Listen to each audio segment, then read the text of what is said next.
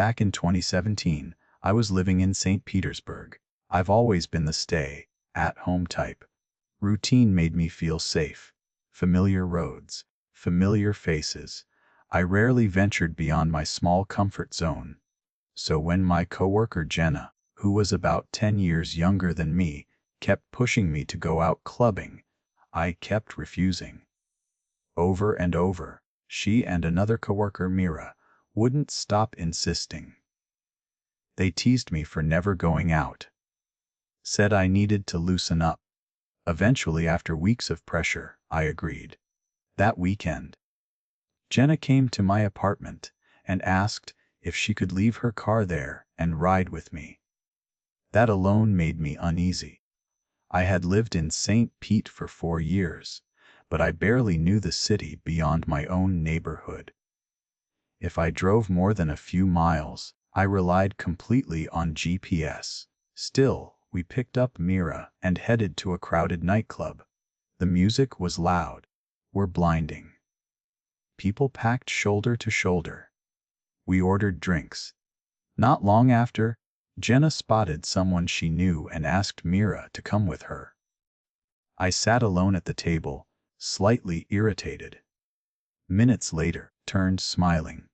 My friend bought us a round, Jenna said, handing me a glass. I didn't question it. I drank. Another round came. By the third drink, something shifted. It wasn't normal drunkenness. The room didn't spin. Instead, overwhelming wave of dread rolled through me, thick, heavy. Wrong. We need to leave, I told Jenna. After that, my memory fractures. I don't remember leaving the club. The next clear moment is sitting in my car outside Mira's apartment complex. I was in the driver's seat. Jenna and Mira were talking. I don't remember their exact words, but something in what they said triggered something ancient and instinctual inside me. Danger. I slammed the car into drive and sped away. My thoughts were scrambled. My body felt disconnected. I knew, without fully understanding, that something had been put in my drink. At a red light, I stopped. Then 2 figures appeared at my window. Someone yanked my door handle. My doors automatically locked when the car shifted into gear. They shouldn't have been able to open it. But they were trying. The shock cleared my head just enough. I hit the gas. I don't remember where I drove after that. The next thing I recall is being parked in a quiet residential area, staring at my phone, unable to figure out how to use it. My thoughts felt fractured, paranoid. I eventually reclined my seat and passed out. When I woke around 5 a.m., the fog had started to lift. I used GPS and drove home. Later that morning, I woke up to dozens of missed calls from Jenna. When I called her back, she sounded frantic. "Where did you go?" I told her the truth, that I believed her friend had drugged my drink. She said something I will never forget. "Those drinks weren't meant for you." That sentence told me everything. Before she came to retrieve her car, I went outside to inspect mine. The plastic casing on my driver's side door handle was gone. Ripped clean off. The terror hadn't been in my head. Someone had physically tried to get into my car while I was drugged and alone. I cut contact with Jenna that day, and I learned something that may have saved my life. Your instincts speak before the evidence does.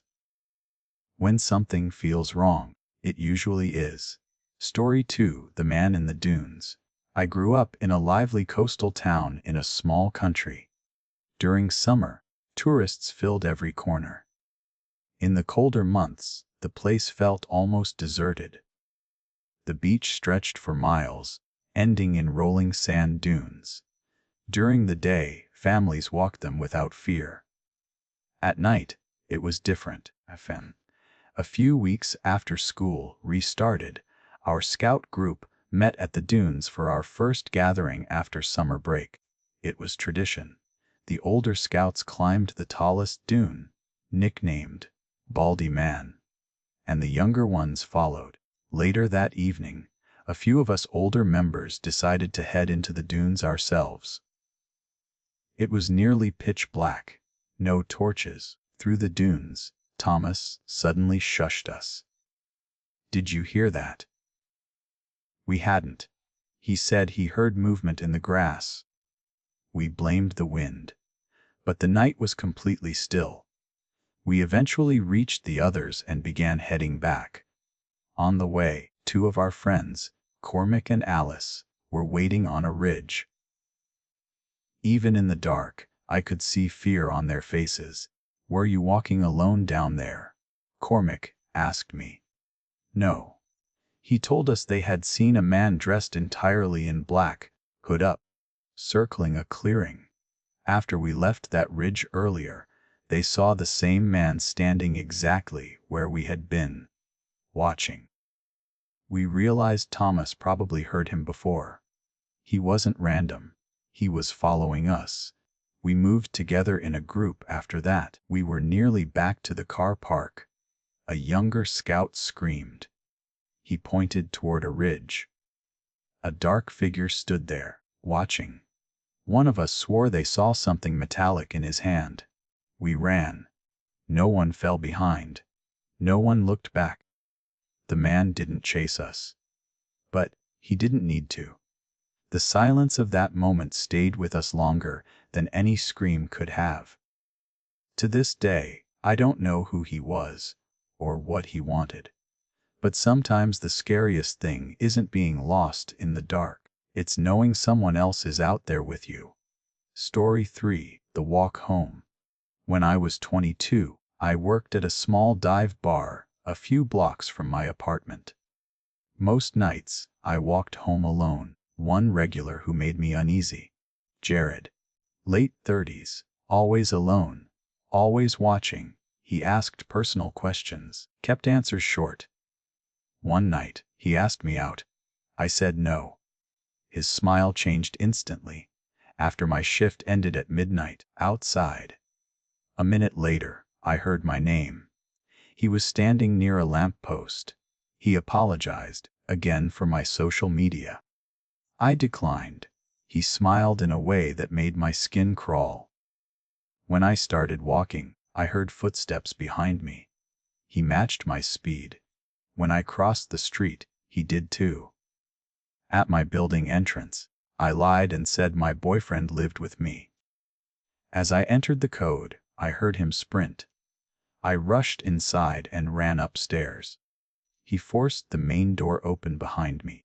I barely got my apartment door locked before he slammed into it with his full body weight. The entire frame shook. He hit it again.